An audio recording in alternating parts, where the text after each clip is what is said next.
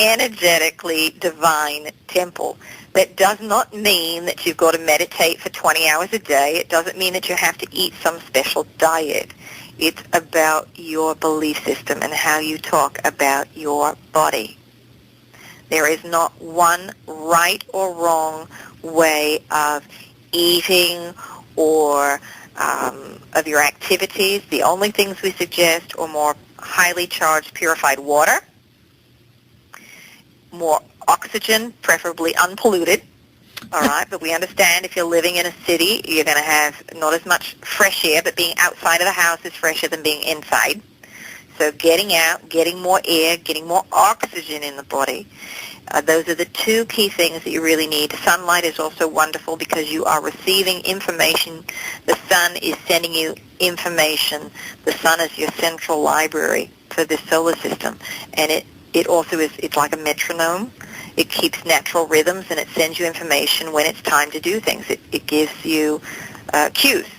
So getting sun is also very important for all of you. And we know we're going to upset a lot of people as we say this, but we want to shake you out of your judgment that there is a right way to eat and a wrong way to eat, that it is better to not consume animal products.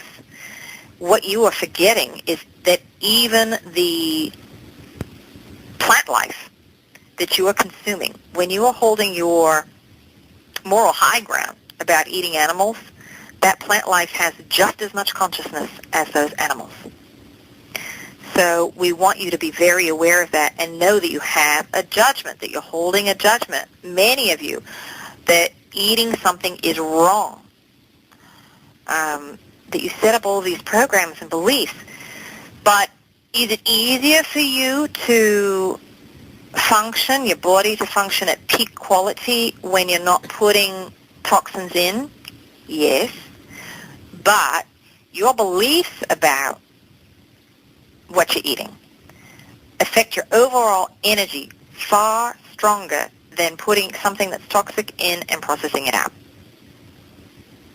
And as I said, we know this is going to push a lot of buttons in a lot of people. But we want you to look at the judgments that you're holding about what's right and what's wrong. And there will be periods of time where you are not going to want to consume any animal products. You're going to be repulsed by it. And there will be other times where you may crave something. Your body is telling you what it needs, and it's very important that you listen to your body. So beyond getting more water, oxygen, and sunlight, how you're feeling. Inner critic is talking, is the most potent thing to be aware of and has the greatest effect on your physical body.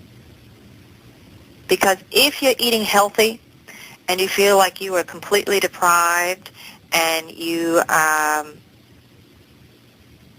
well, that's the best way for us to say it, you feel completely deprived, you set up an overall frequency that lowers you more than anything healthy that you're putting in your body.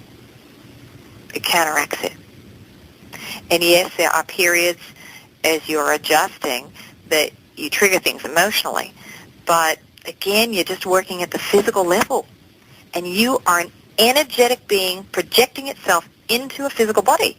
So unless you change the emotional programs, you can do whatever you want at the physical level. But it is not going to make a difference because the template wins out. You can change things physically. If you haven't changed the template, it's going to revert back to the original template. So that's why we always say, where are your emotions? You've got to check in there. And as you're clearing up your emotions and you're vibrating at a higher state, then your diet is going to change, your lifestyle is going to change. Especially when you all are so focused on diet and food on this planet. Is that not the truth? You're all consumed and you beat yourself up about your body and your image. And it's really about loving yourself just as you are.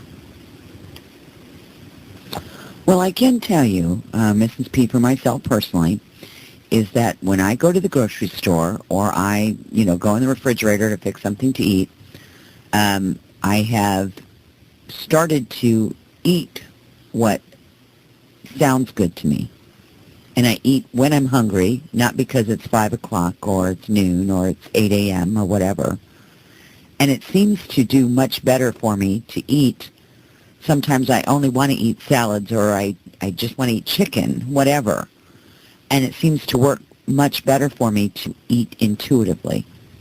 Yes, and the idea is that you get more in tune with your body, so your body can tell you exactly what it really does want. Yes, and it does serve. Because it's constantly in a state of flux. Yes, never the same. And there will be times where, it may want something that lowers your frequency because you're having a challenging time. Mm. All right, so as soon as you are ready to deal with more stuff, you shift the frequency, the body craves different things. I agree. Now, that being said, I have a question if you're ready for it. Yes?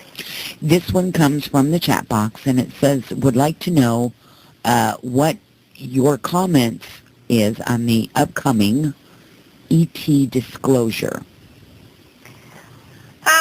If it's disclosed through your governments, it's going to be a bit of a ruse.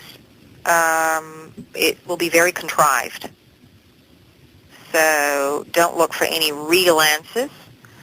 And any beings that are communicating through your government are not going to be at the highest frequency.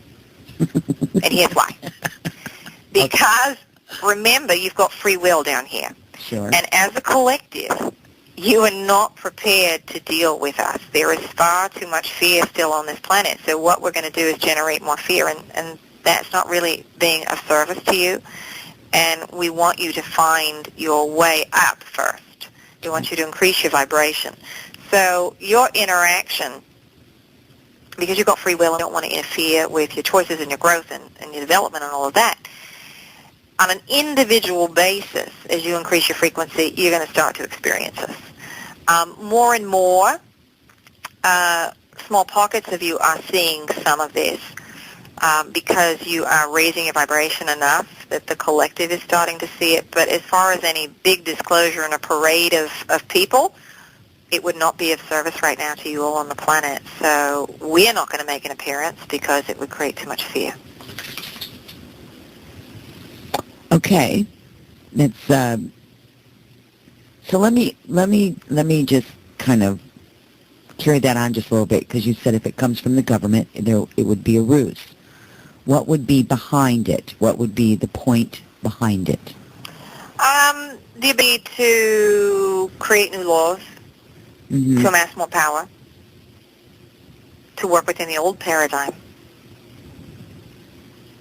There can be, in many ways, the potential is to create a new enemy. It would not be to generate more peace, because that's not how things are structured right now with your governments. Your governments, in order to move into the fourth dimension, they're going to cease to exist because the structure is broken. And those of you moving forward are going to create a new way of organizing yourselves and communicating, and it's not going to be in your current world governments, because that's about containing and maintaining power. Right. So let's carry that a little bit, because some of the questions that came in early on, Mrs. P, it's been pages and pages, and I'm unable to get to all of them right now, but was talking about, obviously, the financial aspect here on this earth. You touched on it a little bit tonight, but maybe if you could expound on the current financial, environment, atmosphere, that's not only going on in the United States, obviously,